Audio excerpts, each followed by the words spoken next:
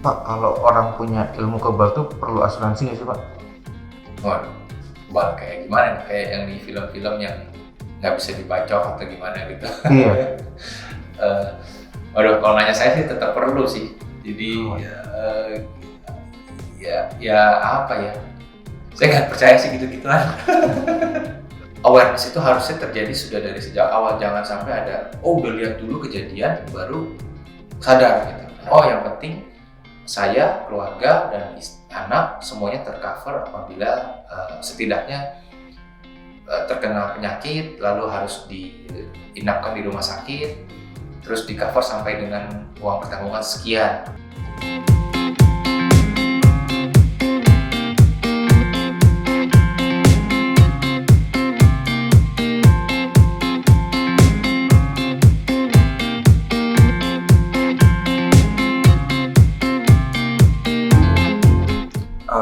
Imbang sih, olahraga iya, merokok iya gitu. Iya, termasuk. Lumayan kayaknya. Lumayan, makan sih saya nggak terlalu jaga-jaga banget sih, makan-makan aja, tapi saya berolahraga. Jadi menurut saya ya lumayan lah. Kalau misalnya ada asam lambung, jangan minum kopi, jangan makanan yang bisa memicu asam lambungnya. Terus olahraga juga. Olahraga, makan sehat. Olahraga terus kayak olahraganya itu tapi kayak nggak yang rutin banget sih. Kalau badan udah nggak enak baru tuh olahraga gitu. Hanya berolahraga 30 menit sehari. At least jogging lah. Saya berolahraga, jadi olahraga itu kan fun ya. Ada satu poin saya senangnya main volley, main futsal. Terus ada satu poin lagi ketika tambah usia sedikit, saya sekarang demennya main badminton. Terus tambah usia lagi dikit, sekarang demennya main sepeda. Jadi tapi saya berusaha untuk tetap ada kegiatan olahraga tersebut. Dari muda sih kalau olahraga makan sehat, biar fit aja gitu, biar nggak loyo badannya. Sejak punya anak pertama, pengen melihat anak gue tumbuh dengan baik dan pengen lihat pernikahan anak gue sih. Sejak umur 25, karena udah pernah masuk UGD, jadi habis itu udah langsung benar-benar dijaga kesehatan. Udah sejak lama sih kayak nggak pengen sakit sih, karena nggak pengen sakit juga, terus kan kayak ribet gitu kalau sakit, bayar ini bayar itu. Agak telat sih. Dulu waktu kecil, bukan waktu kecil ya, maksudnya waktu masih zaman kuliah, masih baru mulai kerja, saya nggak terlalu mikirin tuh, makan, jajan, apa, olahraga. Cuman memang kebetulan ketolong aja karena emang demen olahraga gitu, main basket, main volley, main futsal, gitu. Tapi seharusnya sih idealnya ya kita harus aware dari sejak kecil sih, kan dari TK aja udah diajarin sikat gigi kan gitu. Jadi ya menurut saya lebih awal lebih baik awareness terhadap health gitu. Nah ini satu hal yang nggak boleh dicontoh sih. Ya saya sadar ketika anggota keluarga saya ada yang terkena penyakit kritis gitu. Misalnya terkena cancer karena dia merokok misalnya itu. Jadi jangan sampai, ini jangan ditiru ya. Awareness itu harusnya terjadi sudah dari sejak awal. Jangan sampai ada, udah lihat dulu kejadian baru sadar gitu. Nah, harusnya sih jangan seperti itu. Tapi ya untuk saya sendiri ya saya ternyata mengalami hal itu. Ketika awareness itu muncul baru ada something happens gitu.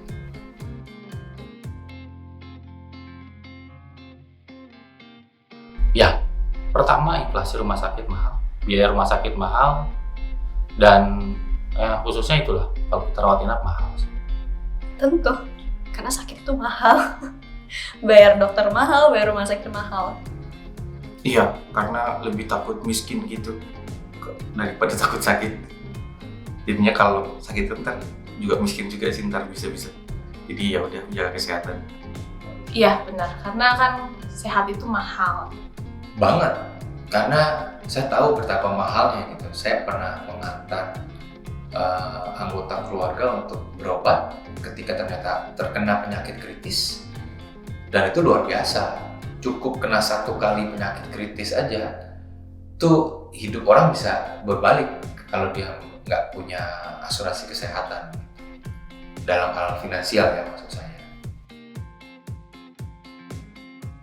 Asuransi yang menanggung kalau kita lagi sakit kenapa kita bisa klaim ke asuransi.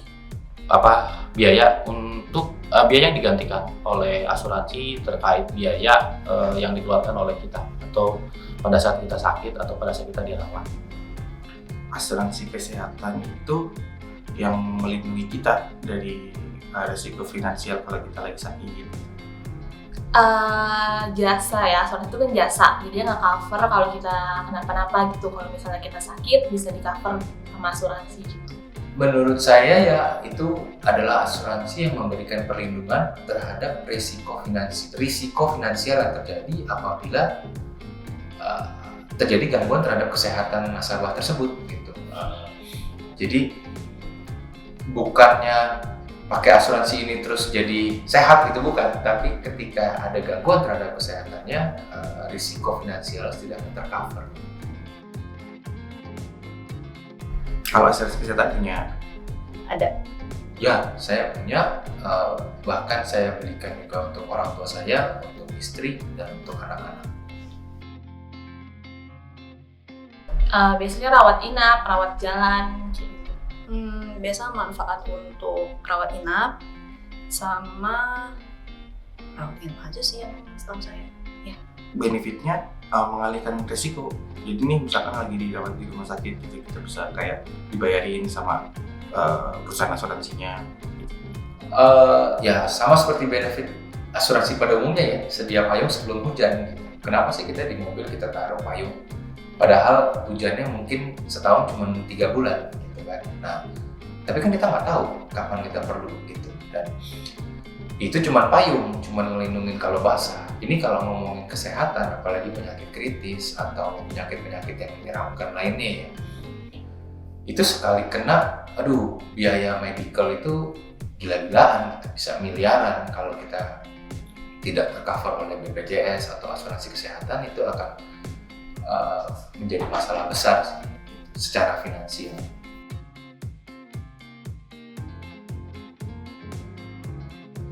Asuransi kesehatan pribadi perlu karena banyaknya kemudahan yang akan nantinya didapatkan sih.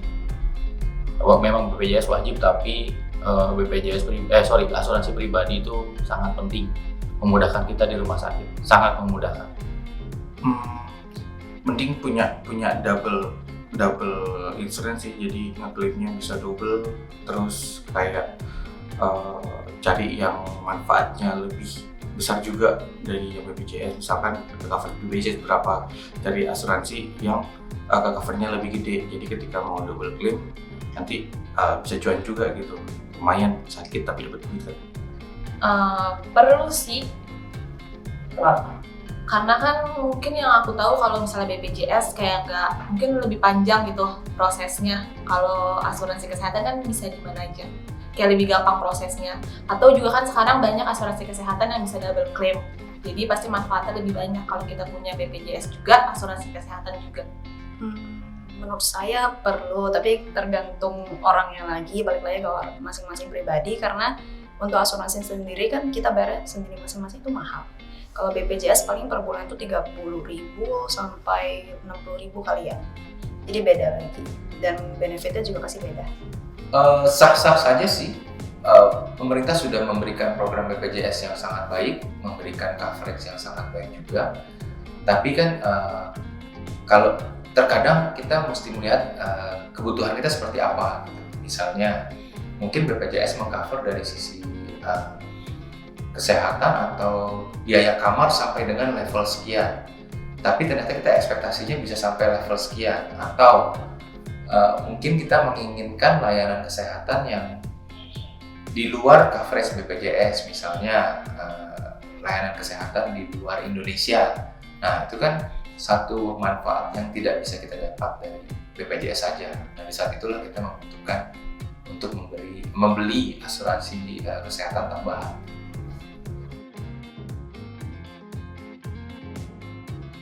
Kalau aku sendiri milih asuransi kesehatan yang baik dari brandnya ya, sama pastinya testimoni-testimoni sama yang udah pernah pakai asuransi itu.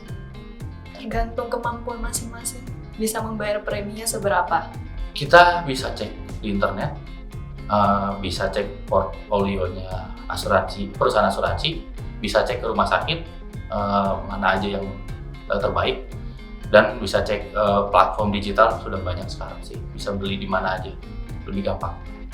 Pilihnya itu sesuai dengan kebutuhan sih. Misalkan nih kita punya riwayat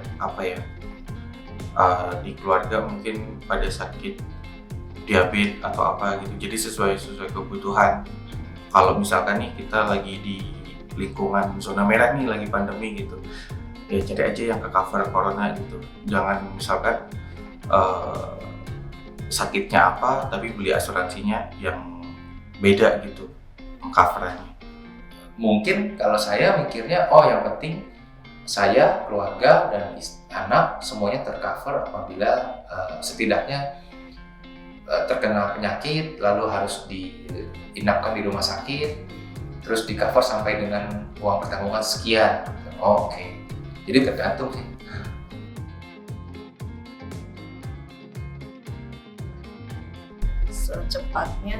Secepatnya sebelum ada penyakit yang kritis gitu sih, karena pasti akan gelis sama asuransinya dan pasti akan ditolak. Sekarang, jangan ditunda. Kalau bisa sih sebelum resikonya datang gitu. Soalnya ntar bakal susah tuh kalau udah sakit baru beli asuransi kan. Susah di approve. Sama seperti semua jenis asuransi ya, lebih cepat lebih baik. Konsep sedia payung sebelum hujan ini juga kita harus karena kita tidak pernah tahu ya yang namanya penyakit. Terutama yang penyakit yang namanya serem-serem tuh, penyakit kritis. Itu ya anytime, maksudnya bisa dari kecil, dan ada yang kena dari usia sangat muda, ada yang baru kenanya di usia sangat senior, tapi ya kita tidak akan pernah tahu sih.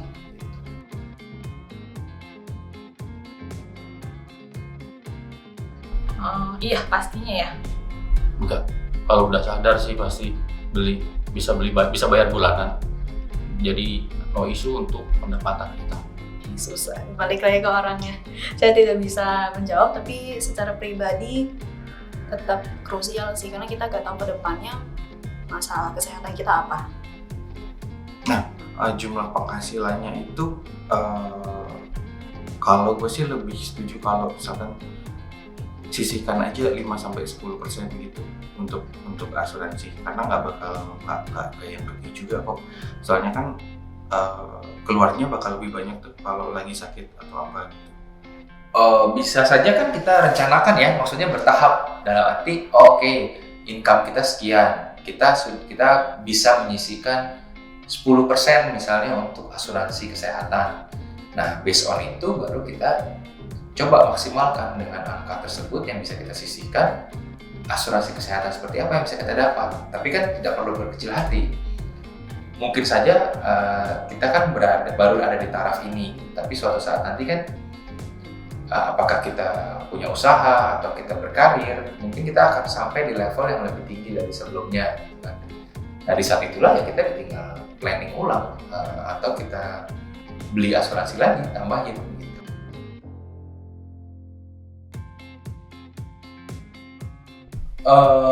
Penting banget, belilah sedini mungkin.